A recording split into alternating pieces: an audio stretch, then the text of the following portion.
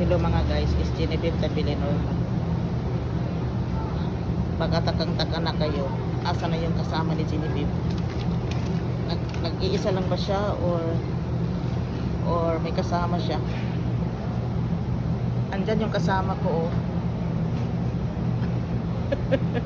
Oh, akala namin Genevieve nag-iisa ka lang na travel dyan. Pwede lang naman.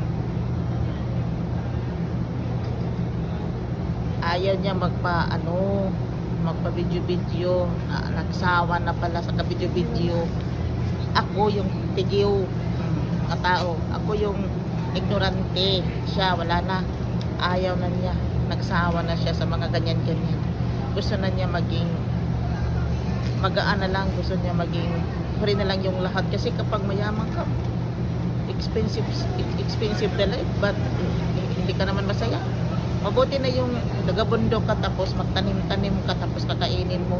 Challenge pa yun, makakain ka pa. Sabi nila ikuti, makakain ka pa, pwede mo pang bilhin, pwede mo pang mapagkitaan.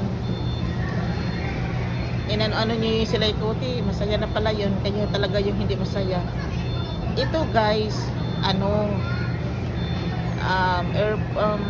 waiting room na going to Cebu Pacific sa Surigao, sa lugar namin. Natakot kasi ako dito sa asawa ko, kaya sabi ko mag-plane tayo.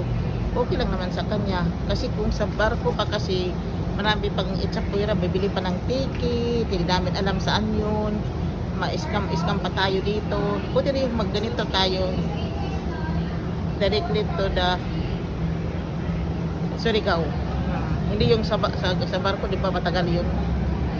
Dito na tayo sa madali, hindi naman masyadong mahal.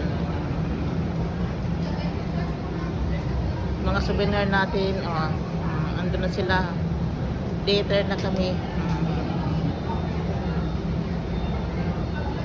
Yung mag-travel guys, hindi yun masaya. Yung encountering lots different, maraming pagsubok, pero palaban tayo eh. Gusto tayong uwi eh. Gusto tayong magkita yung mga relatives natin kahit despite of all odds.